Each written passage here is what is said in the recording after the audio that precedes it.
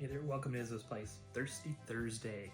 So you may have seen the neck pour on the Deringer, and so I'll give you a little insight into my thought process behind these longer reviews, and we're also coincidentally going to do some repairs on some whiskey bottles. So if you saw the short, here's the Deringer. And when I say Deringer, some of you may think of Rabbit Hole Deringer, and I have one of those back north. A very good finish whiskey, and but no, this is actually the H Deringer, and it comes in a fancy bottle. So this is the first whiskey I bought purposely for the gimmick. So it came in this big fancy box. American craftsmanship, American pride, small batch, product of USA.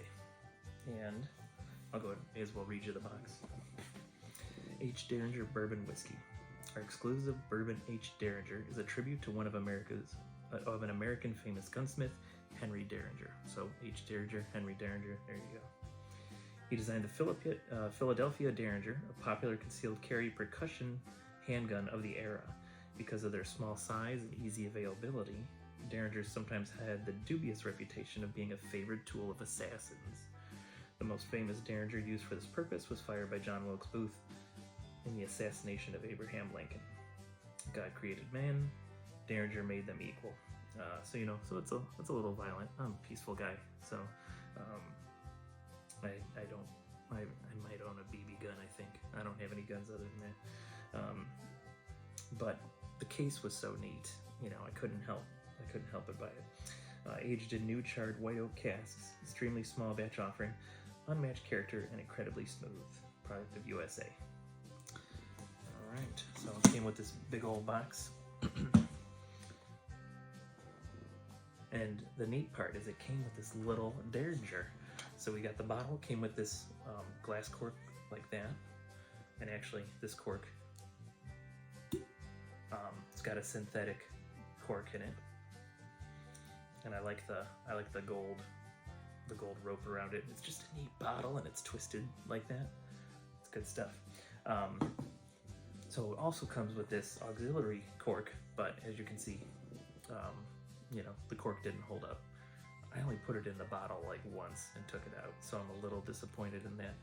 But we're gonna try epoxying it together today and see how that goes. And that way maybe I can use the neat little mock Deringer. Obviously mock, it's not working here. So after we review the whiskey, we'll try gluing that back together.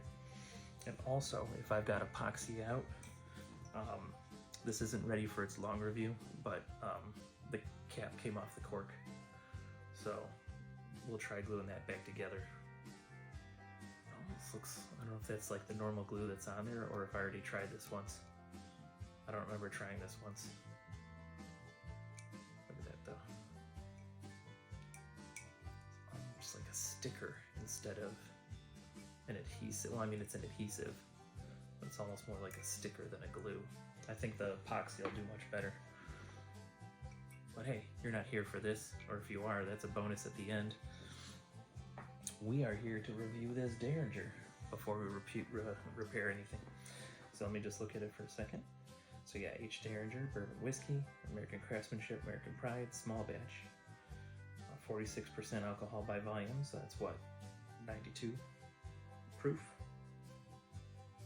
Re-imported by ACO Importers Incorporated, Charleston, South Carolina, distilled in Indiana, product of USA. And of course it has to be if they're calling it a bourbon. Our exclusive Bourbon H. Deringer is a tribute to one of America's famous gunsmiths, Harry Deringer. He designed the Philadelphia Deringer. Okay, we read this inside the box.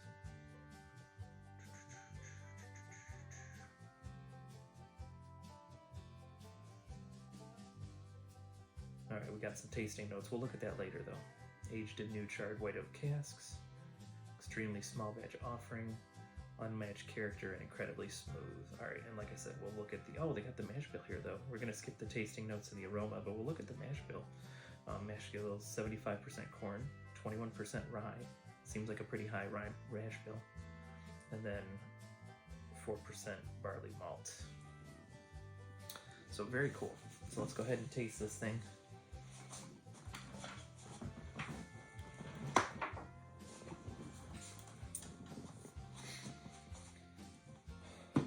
So what I like to do is after the neck pour, I want to get down to where the bottle's wider, so that way the air can really get to it.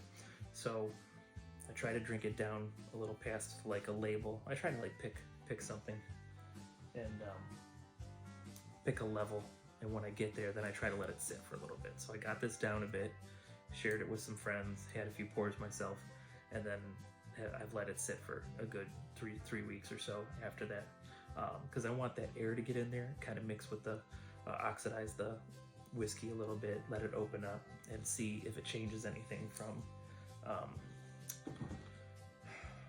the original review I did, which actually maybe you just watched, maybe I didn't. So I don't know what my notes were from that. You know what? We're not gonna look it up. We're not gonna worry about that. I do remember thinking about this, that even though it's a bourbon whiskey, it drinks more like an Irish or a Scotch whiskey to me, in my opinion. I mean, it is lighter. They don't say how long it was in the barrels. To be a bourbon, I believe it has to be at least 2 years, so it could be a younger whiskey. They don't seem to have an age statement on it. Looks like it won an award, Whiskey Bible. Just gonna take one more look for an age. No age. All right, so let's see what this thing's been doing since I cracked that neck pour.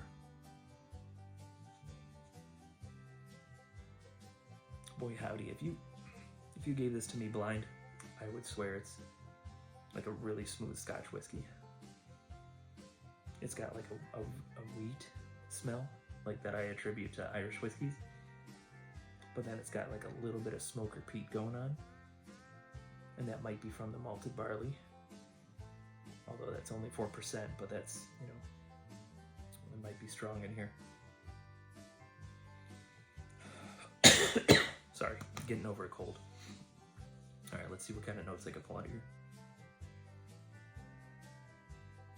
Man, that wheat and that smoke peat. It's like, it's not quite smoke, it's not quite peat. So we're gonna call it smeat. So I got wheat and I got smeat. But I do get vanilla. Real light in the background. And there's some sort of candy. Some sort of sweet beyond the vanilla.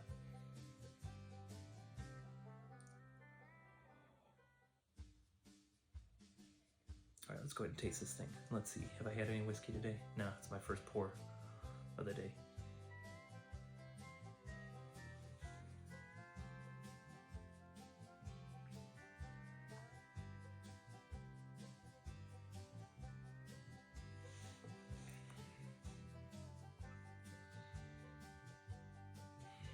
It's very interesting.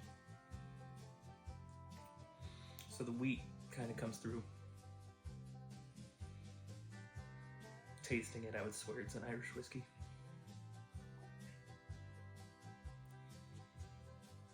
It's got like a medium, it's not a real long finish, like a medium finish. And there's the tiniest of a hug. And I guess this is an Indiana hug, since it's distilled from Indiana. Distillate. Let's go back in for another nose.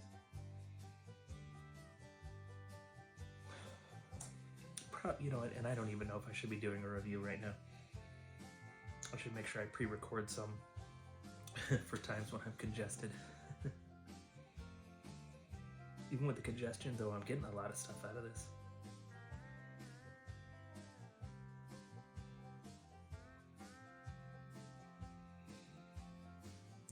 I'm really only smelling out of here.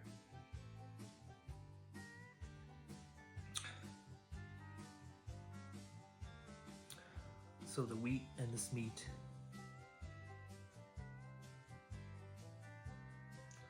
Still good vanilla. Is getting a little cloves now, which is not unusual for me.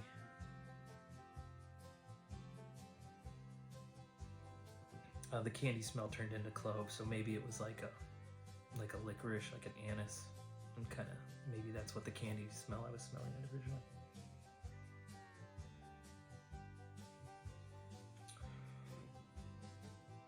.92 proof. It's my first pour of the day. It's pretty smooth though.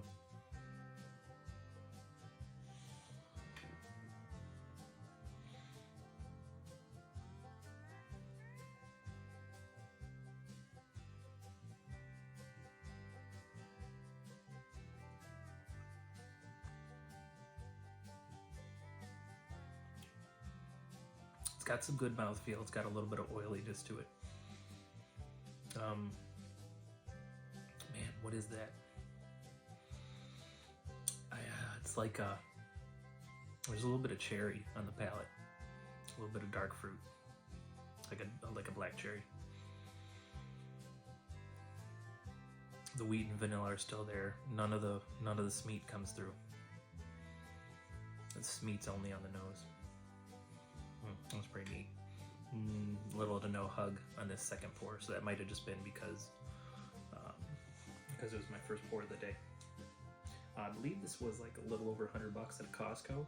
So you know what? I'll check the OHLQ website and see what this would be in Ohio. Ohio's pretty decent about putting things at retail. I've only seen a couple times where they've been higher than retail, and that's because it's a state-controlled liquor system. Excuse me.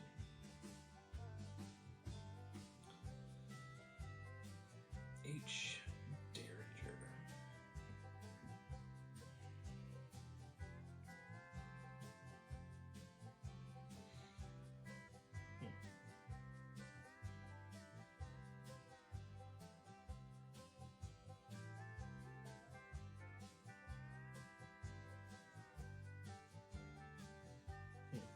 Am I spelling it right?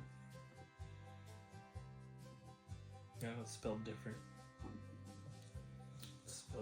So the rabbit hole Deringer is spelled the way I remember how to spell it, because I'm terrible at spelling. Is it looks like Deringer. This is spelled differently. This is Deringer.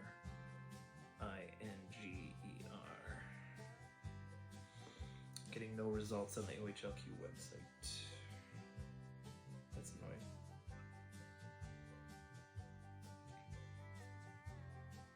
Alright, let's do a regular search. H. Dare. So this is Deringer to help me spell it.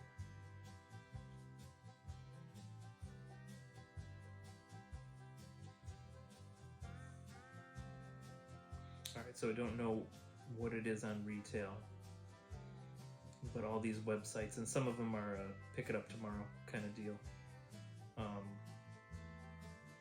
Cheapest one I see is $95. Total Wines and More. Supposedly I can pick it up tomorrow. Most of them are ranging from $109 to $125.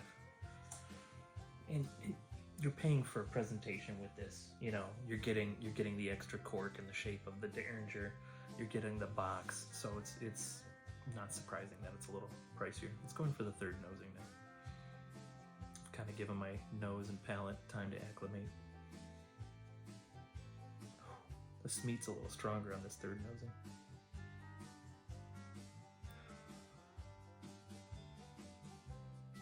So now, so the smeat and the wheat are the strongest notes on the nose. But now in the background, I now have black cherry and vanilla floating on in there. And there's like another sweetness in there. Kind of caramely, kind of somewhere between a caramel and a nougat sweetness. It's a neat whiskey. You know, I mean, I have to be in the right mood to like reach for this outside of doing a review for you.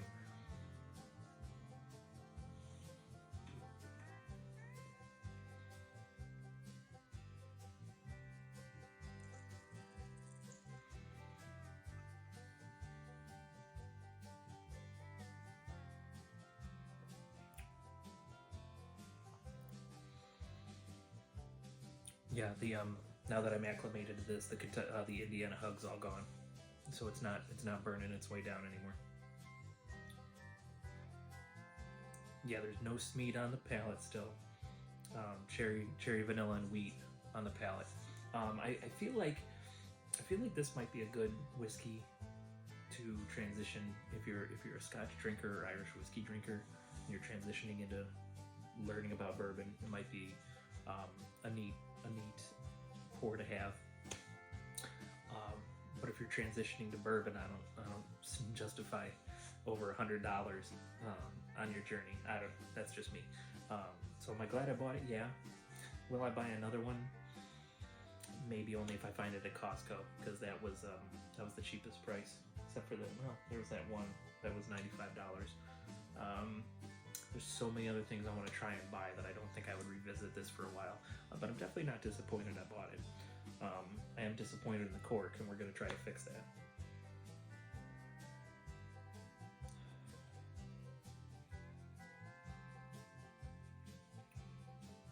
The only thing different on that fourth nosing is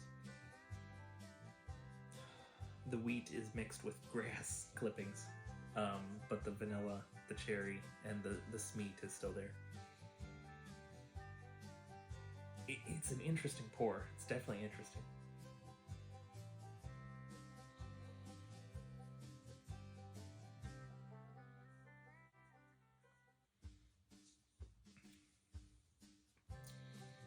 This to me feels like a pour. So let me tell you something about me. I'm a fan of the experience. So even if I taste a bad whiskey, as long as the experience is interesting, I like it. So, I might not be the best person for, finding you the absolute best bourbon, but I'm going to find you interesting experiences. I'm going to taste them along the way and I will let you know how I feel about something, if something is worth the price or if it's not worth the price. And of course, there's been some that you've seen that have either been so bad or so boring that I've thrown them in that barrel and turned them into something else, which has been a fun experience. But yeah, just be warned. For whatever reason, I'm about the experience, and so even sometimes something that tastes bad. We're gonna put quotes around it. Something that tastes bad to someone else, I might just find interesting and savor it for those other reasons.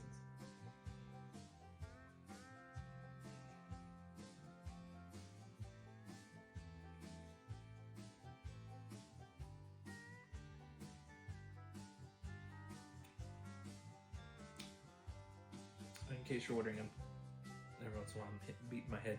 I'm actually listening to Fred Minnick as he goes over his top 100 whiskeys of the year. And right now it's in a musical interlude. So this is kind of growing on me a little bit. The more I'm sitting here nosing and tasting this, it's kind of growing on me a bit. But again, it's going to be something that I sort of have to be in a mood for. I'm not going to reach for this all the time normally. But it is a very interesting bottle. Alright, let's do some repairs. Alright, so I'm going to make a makeshift desk to work on. Basically, cardboard box.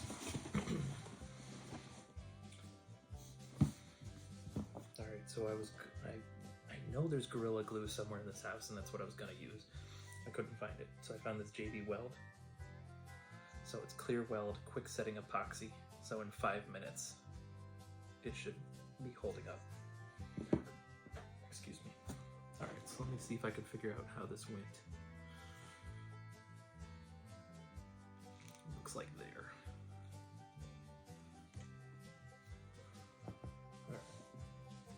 I'm gonna go get a pencil. I want to put a mark on this. Should have thought of that earlier.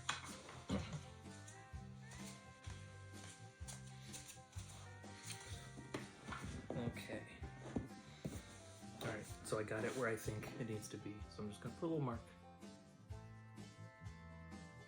on the top. And I've lined that mark up with the seam here to the mark. All right, so what we're gonna do next. So with a 2-part epoxy, basically what you have to do is you put equal parts down and then you have to mix them and then apply it to whatever you're fixing. And then you should be, and then 5 minutes later you should be good. So we've got this. We've also got this cap to fix.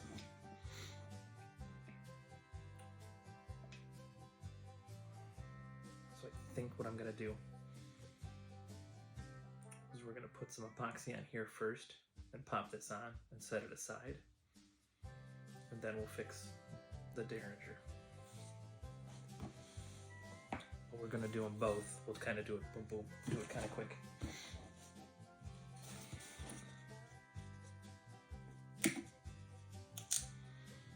We're 21 minutes into this thing. Give a shout out to Philip Wachter. If you got this far and you're still here, go ahead and put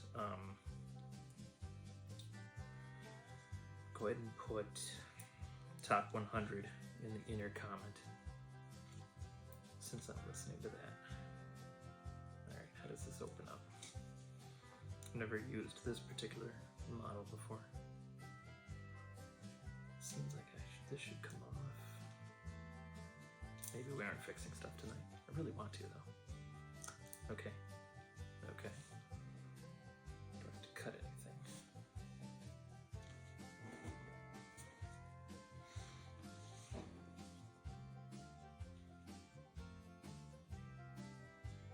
Looks like it's open. All right, so we're gonna put a small amount down.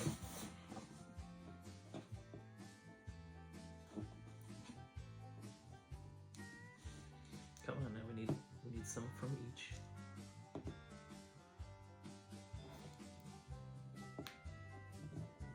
It only looks like it's coming out of one side. This might be bad.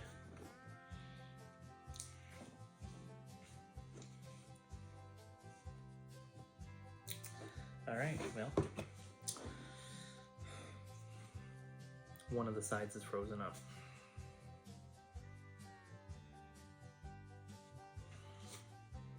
We're only getting one of the sides out, I think. Take a look. Just looks like it's the clear side.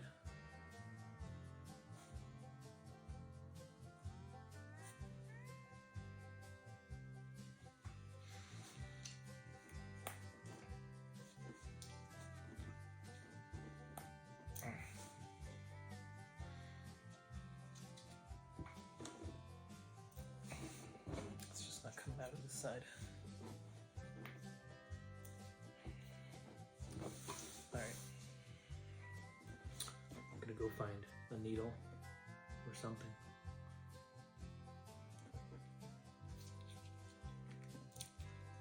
Gonna pause it. Okay, and I'm back. And I got a toothpick. Sorry.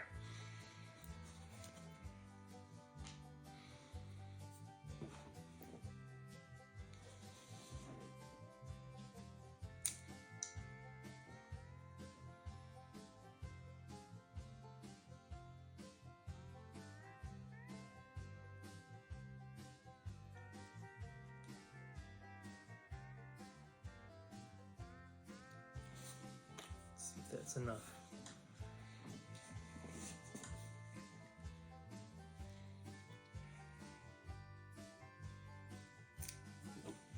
All right. I'm gonna go get a knife. We're gonna cut the top off. Okay, got my little Gerber that takes a utility knife blade. Just gonna cut this off very carefully. Please be careful if you're going to handle knives. Try not to injure yourself. Please do so at your Use knives at your own risk.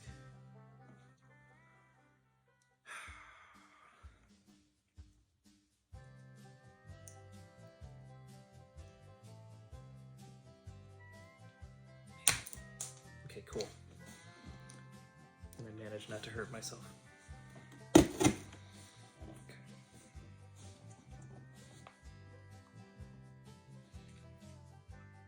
Man, I suppose the whole thing could be frozen. Maybe I should let it go.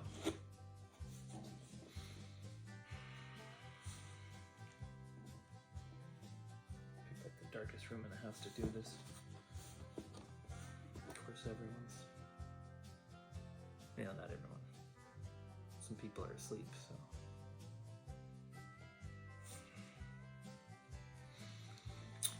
Scintillating YouTube content.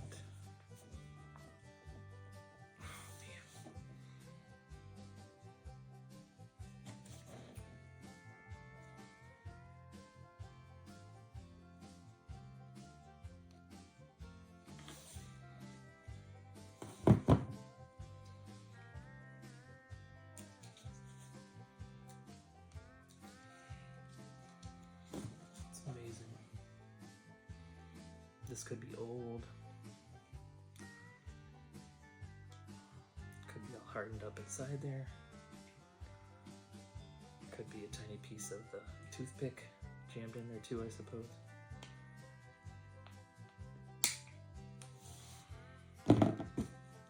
Really wish I knew where the Gorilla Glue was. That was my intention earlier. Now just keep getting it from the one side.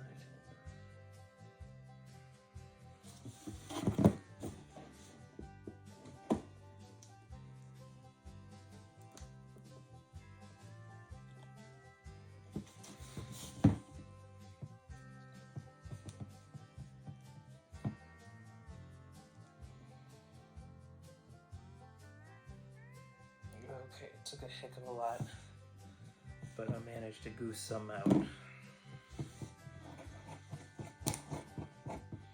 Alright, so you can't see it, so I should hold it up a little bit, maybe. Alright, so this is this part where I've got some, where I can actually mix it together.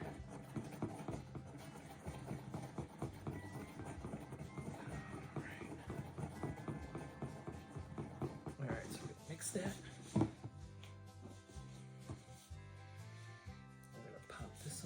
I'm actually just going to dip it in. Try to hold my little desk up. I'm going to dip it in here. Got a good coating. Now where's my mark? There's my pencil mark. So we line the pencil mark up with that line in the mold of the Deringer. Let's seat that sucker.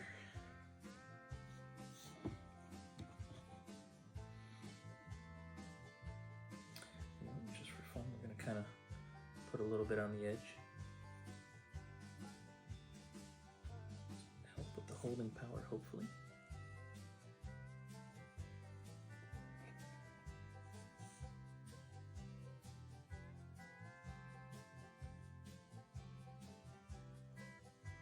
Smells fun. Glad I did this after tasting the whiskey. All right. Hey Siri, count down 5 minutes. Alright, so we'll know when this is ready. And we also want to get some onto here before it hardens up.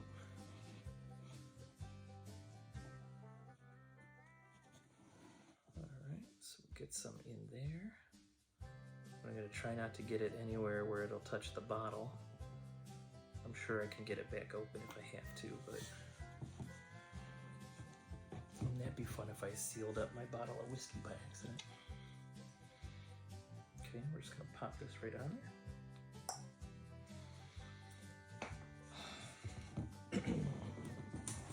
Then we're going to wait 5 minutes. You know what? We're going to go ahead and pour something else. Here, tell you what, little secret for you, since you're about a half hour into this. Why don't we record a Thirsty Thursday for you? a new neck pour. Give me a second.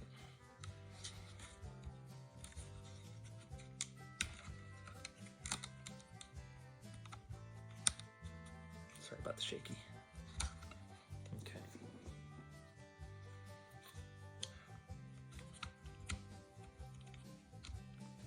All right, let's see. We've got. Oh, what happened? Oh, missing part of it. Again, scintillating YouTube content.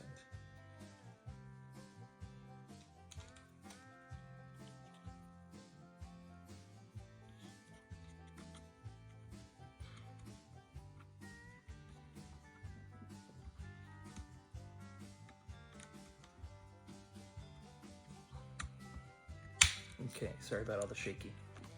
But yeah, if you're watching the H. Deringer review, you also get to see a Thirsty Thursday in the making.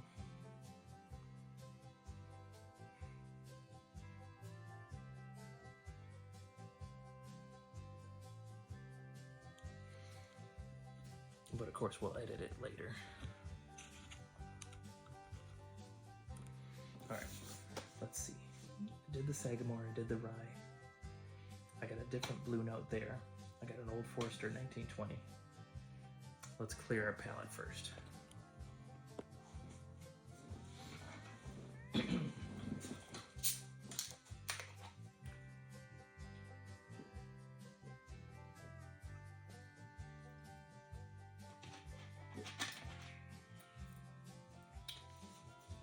Kirkland sparkling water. All right, blue note or Old Forester? Blue shirt, blue note, okay. So this is actually the same company as the one I just repaired, but different. It's finished with toasted French oak, so that should be fun. Man, I can smell the epoxy though. Hope that doesn't mess up my nose too much. All right. You know what, let's rinse out the Deringer out of that.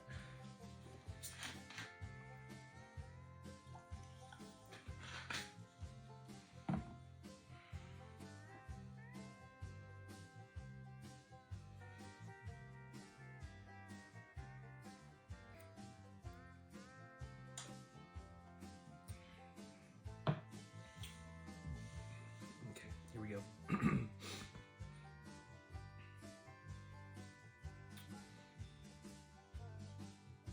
Is it recording?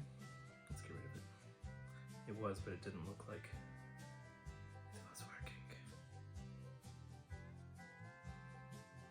Hey there, welcome to Thirsty Thursdays. Welcome to Izzo's place. Got a neck pour going on. It's the Blue Note Crossroads. So different from the juke joint. This is finished in French oak staves, or oak casts.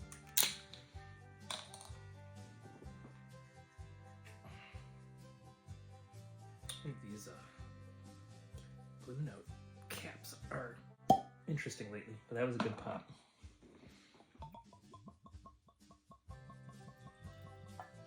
Blue Note, blue shirt, neck pour.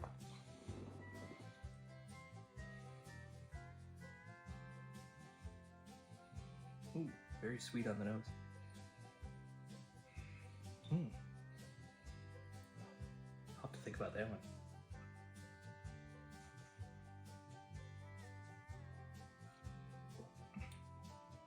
Well, it's a very interesting bottle. I'm gonna have to sit with that.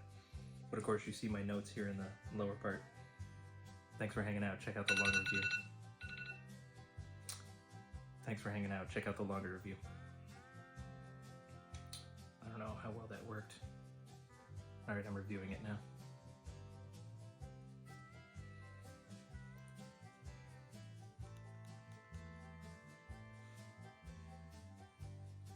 All right, but anyway, that timer was our supposed 5 minutes.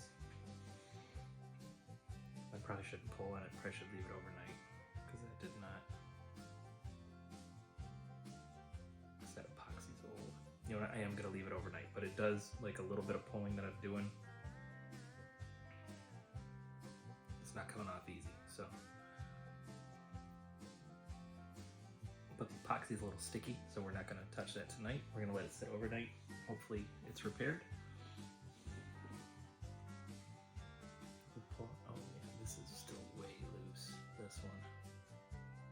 we're gonna leave both these overnight and see how it goes. Worst case scenario is I just pull them apart and hit them with some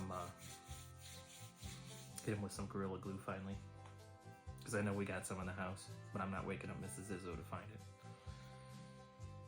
All right, that's all I got for you on this review. This went way long, so thanks for hanging out if you listened the whole time. And if you're working, work safe. If you're drinking whiskey, drink responsibly, but do everything with a little bit of whimsy. You're gonna have a good time. All right, thanks for hanging out.